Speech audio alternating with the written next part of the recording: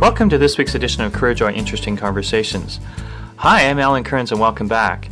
This week's conversation is with Bruce Firestone. Bruce is the founder of the Ottawa Senators, and at the time you're listening to this, they're in running for the Cup. They're up 3-1 against Buffalo, the number one team in the NHL, and it looks very promising at this point that they're going to be in the Stanley Cup. Now, I'm not sure if you're aware of this, but Ottawa's story is a very interesting story about how they got the team, and it really started one day when Bruce was driving along the 417 major highway in Ottawa, and he was thinking about what does Toronto have that Ottawa doesn't, and one of the things that popped into his head was a hockey team. And that really was the germ that started this whole virus called hockey fever in Ottawa. So sit back, relax, and learn as we chat with Bruce, and he shares his advice on how to start something and leave a legacy behind. And remember, at the end of our conversation, we'll have this week's workout.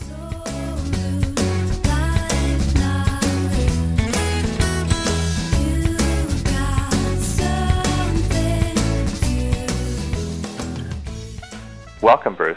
Well, thank you very much for having me on, Alan. So obviously, hockey is a big thing in Canada, and you have a kind of a very interesting story. I'm going to sort of start before you founded the Ottawa Senators, and maybe give us a bit of a Reader's Digest journey of your career and where you grew up, and a little bit about your education and how you ended up in the hockey business. Well, it's a long road, and I think most of your listeners will know that life takes many turns, some of them quite surprising. And I graduated from McGill University quite young as a civil engineer. I started at McGill at age 15, and so graduated and applied for a job with Esso in Sarnia. And when they found out I was underage, at that time, age of majority in Canada was 21, and I was not yet ready to sign my own drawings. And they said, "Well, we'll come back in a year or two, kid, and maybe we can give you a job then." And I thought, well, like anybody else at that age, you need a job, you need an income, and they had just changed the age of majority in Australia to 18 under a Labour government led by Gough Whitlam. So I thought, well, that sounds pretty promising. And so about 3 or 4 weeks later, I ended up in Australia working for the New South Wales government in Sydney, and they had great beaches, probably better beaches than Sarnia. I hope nobody probably better beaches than Sarnia. Nobody's listening from Sarnia, but so I really started my career in Australia and worked for the New South Wales government while I did a master's degree in engineering science at the University of New South Wales part-time. And after that, Max Neutzer at the Australian National University in Canberra asked me if I'd like to come down as a research scholar, do a little teaching and some research, and get a PhD in urban economics, which I did. And I was really on track, I think, to become a university professor, and certainly looked forward to that kind of a career. When my father came to see me, I think it was in 1979, and said that he needed a little bit of help with his business here in Ottawa. And that business was called Terrace Investments Limited. And he said, "I only need help for 6 months, son, but come back and give me a hand." So by 1982, there I was back in Ottawa, working at Terrace Investments Limited and trying to make it a better company. And we had a pretty good run. It was certainly a lot longer than 6 months. So did you grow up in a business family? What was your family like?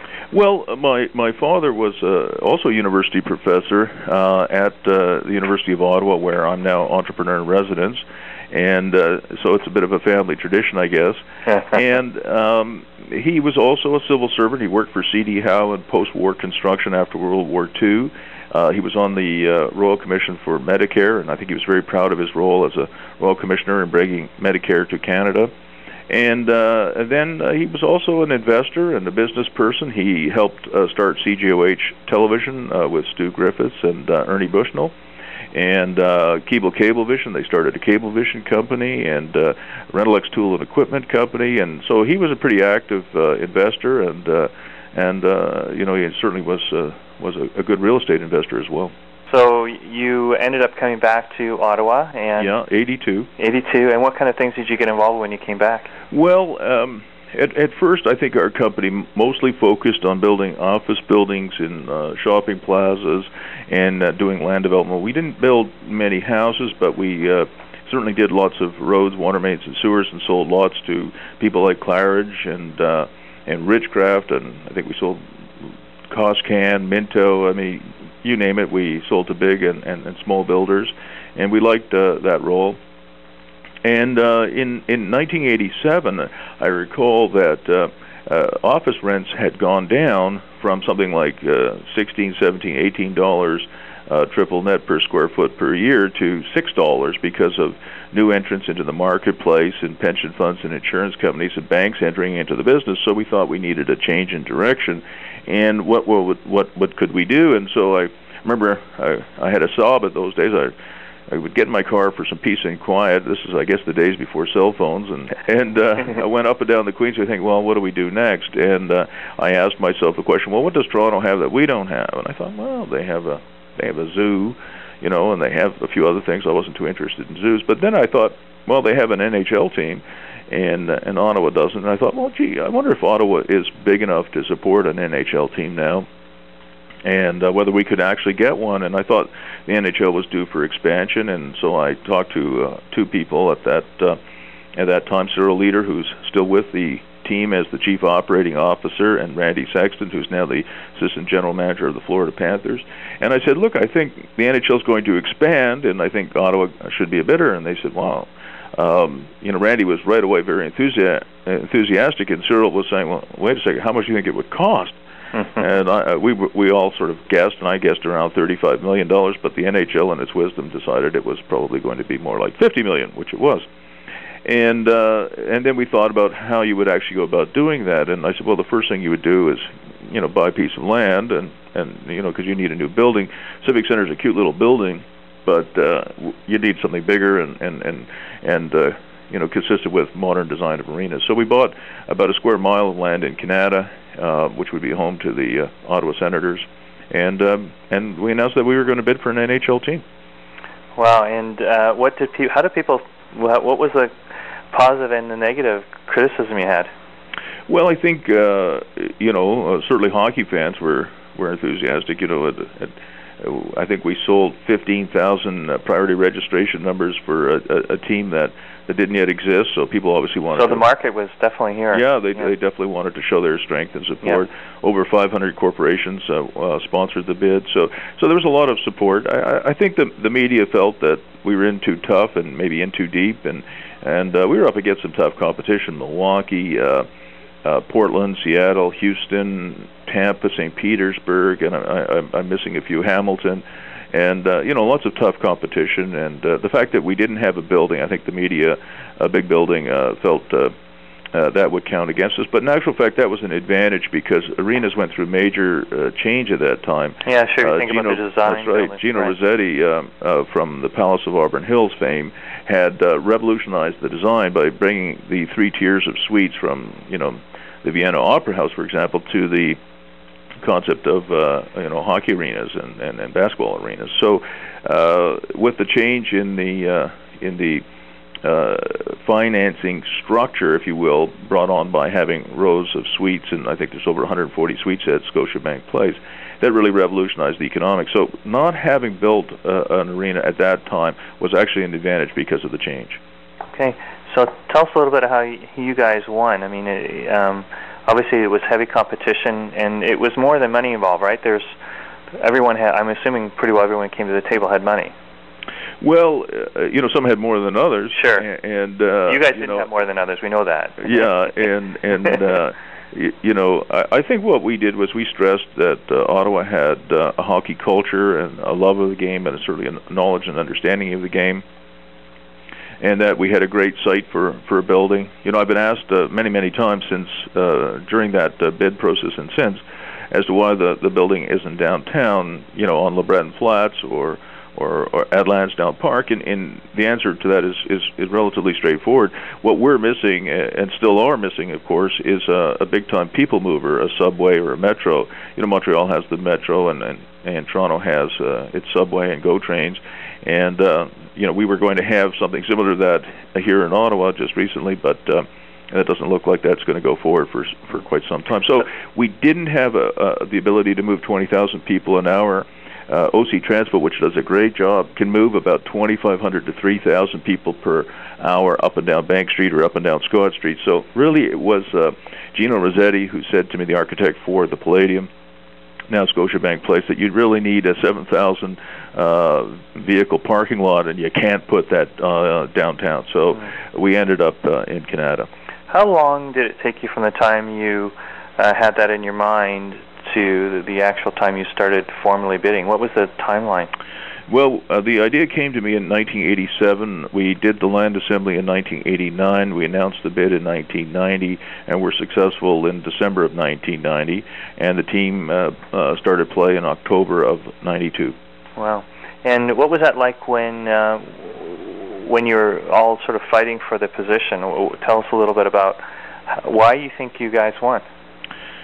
Well, I think our campaign was focused largely on the 21 voters that have a vote on these things, and that's the members of the Board of Governors, and John Ziegler, the president of the National Hockey League at the time.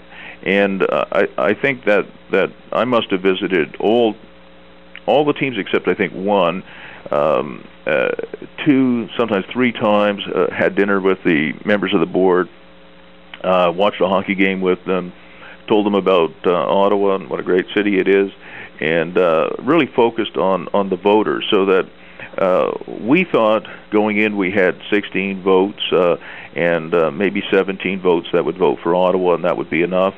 And I think the minimum we needed was 16, so we felt pretty good that we had convinced the members of the board before the actual day. And I also remember Norm Seagram telling me not to be like the Toronto Olympic Organizing Committee when they were trying to bring the Olympics to Toronto. And the second last thing that the IOC members saw before they actually voted for Atlanta, the second last thing they saw was a group from Toronto called Bread Not Circuses saying no Olympics in Toronto. And the last thing they saw was, 30 or so young men and women, good-looking young men and women in red and white jumpsuits saying, "Go Atlanta, go!" And he said, "Don't let that happen to you. Make sure that the last thing that they see before they go and vote is you and all your people, working hard and saying good things about Ottawa." So they practically had to shut the door to the conference room where they were making this decision on my nose, and we were certainly the last people that they saw, and we made sure that they heard from us the morning of the decision. Are you passionate about hockey, or was that just you just saw an opportunist? Were you an opportunist? Well, I got a love of hockey from my mother and my grandfather. My mother's dad. My grandfather on my mother's side was from Russia, and he loved hockey, and even as a little boy he would take me to hockey games, and my mother was very passionate about hockey, and from time to time when we could afford it, we would go to the Forum in Montreal, and my grandfather, my mother, and I, we were the ones who really loved the game, and so even as a very little boy, there was a great passion for the game, and they certainly instilled that in me. So once you actually get a franchise, how do you go about finding talent and building a team? Because that's really sort of the next component to this dream. Well, we had talked to Sam Pollock, who built the Montreal Canadiens dynasty, and Bill Torrey, who built the Islanders dynasty, and Glenn Sather, who built the Oilers dynasty, and all three were remarkably similar in what they said to us. They basically said to us, look, the only way to build a championship caliber team is through the draft. You're going to make a few trades, there's no question about that, but you can't trade away all your young talent. If you do that, you'll build a mediocre team, but you'll never win a championship. So we put a lot of effort into scouting, and if you look at the Ottawa Senators over the last 15 years, they've done pretty well in the draft, picking good players like Daniel Alfredson fairly late in the draft. And what about your leadership team, coaches? Well, we had a few hits and misses there, as you're going to have with a new organization. It's not well known. In fact, maybe it's not known at all. But the man we wanted to be our first general manager and coach was Scotty Bowman. And wow. Scotty was out of hockey at that time. Okay. People have forgotten that. He was sitting there in Buffalo with really not much to do. And we wanted Scotty to come and work with us, and we had a number of interviews. And I remember Randy Sexton went down to Buffalo to try and persuade Scotty to come and be the general manager and the coach. But he'd had that experience, I think, in St. Louis, and an expansion team. Our first year, I think we lost 60 games, or maybe more than 60 games. We lost a lot of games. So right. We couldn't get Scotty on board, although he was very, very helpful to us and certainly gave us lots of advice. So it took a while to put the right team in place. And after I left the team and Mr. Bryden took over, and of course Mr. Melnick now, they've done a good job keeping the core people there, both on the business side and on the hockey side, and I think they're very good. Yeah, there's been a remarkable amount of consistency actually for a professional team, right? As far as some of the core people. Yeah. Well, it's that way. I think in a lot in business, changing sort of directions a little bit. If you look at successful businesses, they tend to be businesses that could keep an idea in their minds longer than 6 weeks. And you'll find a lot of hockey teams that say, well, we're going to build a big physical team, and then they don't have instant success, and then they say, well, we're going to build a small, speedy, skillful team, and they make a lot of changes in direction. And you do in business have to make changes in direction, sure, but being able to know when to change directions and when not to is really the responsibility of the CEO. And people often say CEOs are overpaid, but if you look at a famous example of a change in direction, when Lou Gerstner was brought in to run IBM, and they said, well, what does Mr. Gerstner know about running a tech company? I mean, he comes from a soup company, and I remember Lou looking at his very first website. He said, well, that's really neat, that's really cool. And he said to the techies who were all showing it to him, well, like, where's the buy button? And they said, what do you mean? It's this. No. How can they actually go out and buy IBM stuff? And then Lou says something like, who are the top 300 IBM customers? Well, that'll take us a while to get that for you. How come we don't know that? And I want to go and visit them. And they said, well, the president and CEO of IBM doesn't go and visit customers. Well, he said, well, this one does. You almost can't overpay a CEO like that who makes good decisions. Now, the CEO that makes bad decisions can ruin a company in no time. What was that like for you leaving the thing that you founded, the Senators? What was that experience like for you? Well, certainly, the key thing was working very closely with the staff, many of whom I trained right out of college. Mark Bonneau, Randy Sexton, Cyril Leader, a number of others, Jeff Kyle,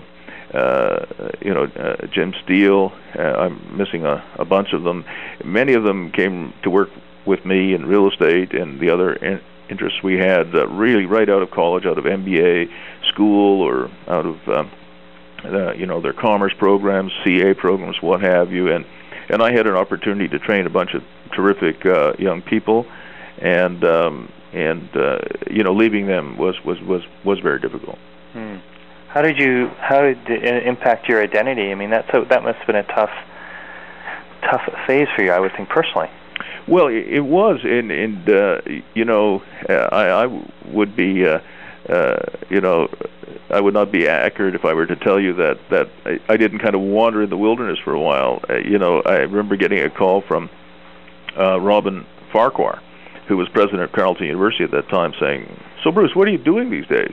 This is after I had left the Sens, and I said, "Well, I'm really not doing very much." He said, "Don't you have a PhD?" And I said, "Well, yeah, actually, I do." He said, "Well, would you like to come and teach a course here at Carleton?" And I said, "Sure, that'd be great." And I went to see Robin, and he introduced me to the director of the School of Architecture, Ben Gianni, and I formed a 14-year relationship with the School of Architecture, where I was able to teach design economics, urban design, real estate development, and that was a wonderful outlet for me.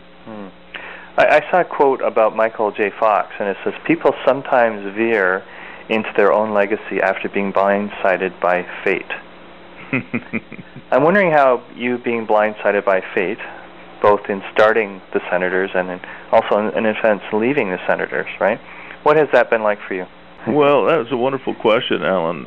Really, it is. And I other than doing this interview with you which I don't do many media interviews because, you know, as an entrepreneur, it's you want to move on and do new things in your career, and I think I had a successful career in teaching, and you know, I won an award as the Ockree Teacher of the Year in 2002, and that was one of the proud moments of my life when that's a student-nominated award, and I think I've had a chance to influence a lot of young minds at Carleton University and now at the University of Ottawa. So I think that I wanted to move on and you know, not look back other than from time to time like we're doing now. Right, reflect, right.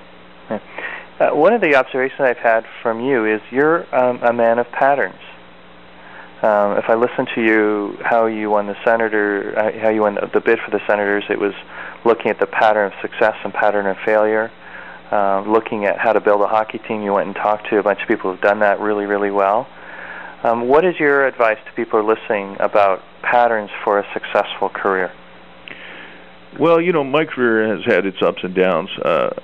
You know, if you show me somebody who has had only successes, that would be a rare person. And experience comes from successes and failures, and I've had both. I call it. I think it's a good question, but I term it a different way. I describe it a different way. To me, it's a pattern of the way the world works. It's a model in your mind of the way the world works. You know, when some of my students came to me after graduating, these were my engineering students, and they said they wanted to start a business, and they had, I remember, 5 business models in mind, and as they were telling me their business ideas, each one was worse than the one before, and I remember number 4 was the silent alarm clock. Yeah, you reacted exactly right. You can imagine how bad that idea was. And I said, well, no, that one is probably not any good either. And, you know, as a professor, as a mentor, you want to be enthusiastic and you want them to think positively about what they're going to do. But I also don't want them to waste 2, 3, 4, 5 years of their lives. So I said, well, that probably won't work either. And then the last idea they had was to start what was called at that time GradeAstudent.com. It's now called GradeAText.com, which is an at-home computer service or at your business computer service business. And I thought, oh, that's a good idea.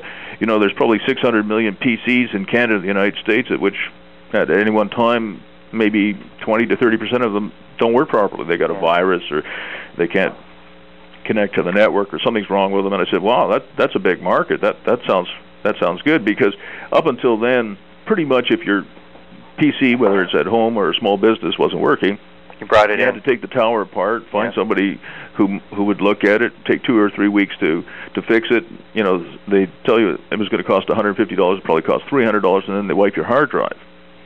And GradeAstudent.com, now GradeAText, would come to your house or your place of business at an appointed time. They guarantee to fix it, and cost $100 or $150, and it would be done. So I thought that would work, and they said, but no, there's one problem with the model. I said, what's that? They said there's already a competitor out there. They had a competitor out there, those guys in the red Beetles that you see from time to time.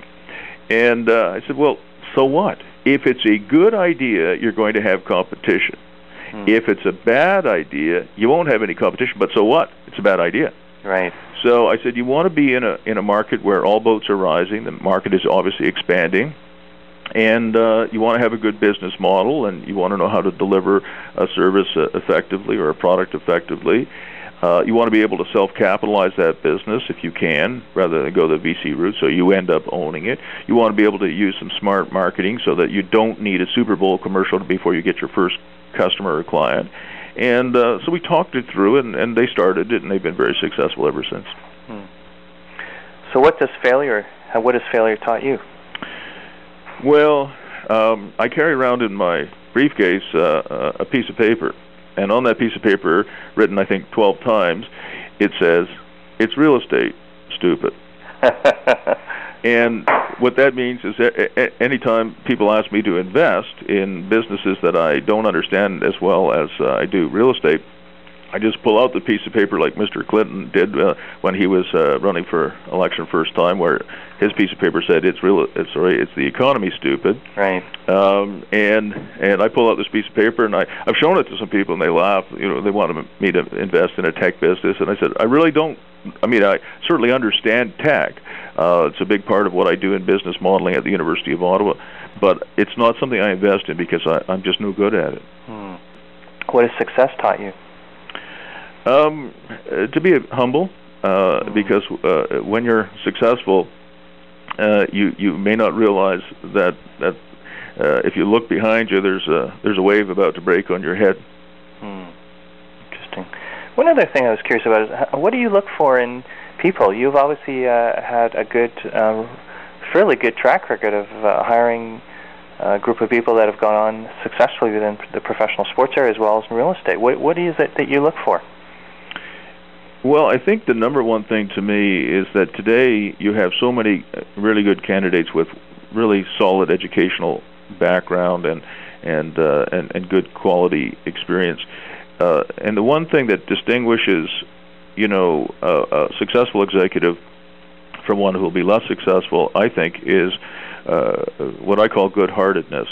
And these people, when things get tough, don't quit. And it's very similar in hockey players. If you watch the Sens playing now, we're in May 2007. They've got a good track record so far at 10-2 in the playoffs. They're in the third round against the Sabres. It's because they have the heart to be successful. At this time of the year, when you're in the Final Four, pretty much all these teams have fantastic talent. And I learned from Denny Potvin. I asked Denny how come he won 4 Stanley Cups with the Islanders, and he said even when we were down 3-0, they're one of the only 2 teams ever to come back from a 0-3 deficit. I think they did it twice. He said that's Denny Potvin and Gillies, Clark Gillies, and Nystrom and Trottier and the others, that we just wanted it more, and they would look into our eyes and they would just see they were almost insane in wanting the Stanley Cup as much as they did, and the other team, you would break their will, and they won four Stanley Cups. So you need that in business. There's no easy business. If somebody, Alan, tells you, oh yes, I do this, and it's easy, and I make lots of money, that's generally not true. Terry Matthews once told me that it takes a minimum of 7 to 12 years to create a good business, and a minimum. And if it takes Terry Matthews 7 to 12 years, it takes most of the rest of us longer. What's your final thoughts about success or careers, and what would be the thing that you'd like to say about that as we close off? Well, I think that I learned something from Peter Patafi. Mr. Patafi runs Patafi's Packaging and Supplies, moving supplies company, and he was laid off from his job in middle age. He'd never been an entrepreneur, but there he was with a wife and 3 young sons, and wondering what to do next. And he started his own business, and he only knew moving supplies and packaging, and that was the industry he knew. So he thought he'd start that, and he observed something, and I'll give you an example. He observed in his industry that, let's say, Alan, you were a salesperson for a moving company, and you'd sell me and my wife a move, and that might be a $14,000 move.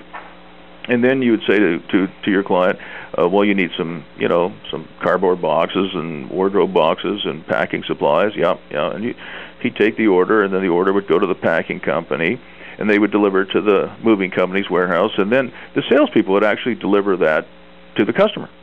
And so Peter said to clients in Ottawa, what if I were to deliver the packing supplies that you need to your clients? So Peter understood not just who his clients were, but who his clients' clients were, if you follow what I'm saying. Yeah. And that one observation allowed Peter to capture something like 97% of all the moving companies in Ottawa. That slight change in business practice and innovation captured 97% of the market. That's even bigger than Microsoft and their operating system. And so I think what Peter taught me was you need some innovation and some creativity. You need to work hard. And Peter came to the University of Ottawa to give a speech to one of my classes, and he said, I have 3 priorities in life, and I'll tell you what they are. Number 1 priority in life is take care of the business. Number 2 is take care of the family. Number 3 is take care of myself. And somebody put up their hand and said, Mr. Pataffi, surely you've made an error there. Number one is your family. He said, no. He said, what do you think the number one cause of divorce in Canada is? And everybody said, I don't know. He said, it's financial stress. If you have people calling you in the middle of the night, when can we expect payment, sir? That's pretty stressful. And he said, I want to take care of my business so I can take care of my family. And that was his priority. And I think he's probably right. Isn't Bruce's story interesting story? I mean, I just love the fact of what he's done and just the incredible example of an idea and what one person's idea can do to impact an entire community, and what a legacy that he has created with the Ottawa Senators, and what that hockey team has done for Ottawa. This week I'd like you to think about your own experience, and is there an idea that's running through your head, and what would be the next step that you could take towards making that a reality? Remember, visit our website, careerjoy.com. We've got lots of interesting other podcasts and lots of tools to help you in moving forward in your career. Have a terrific week.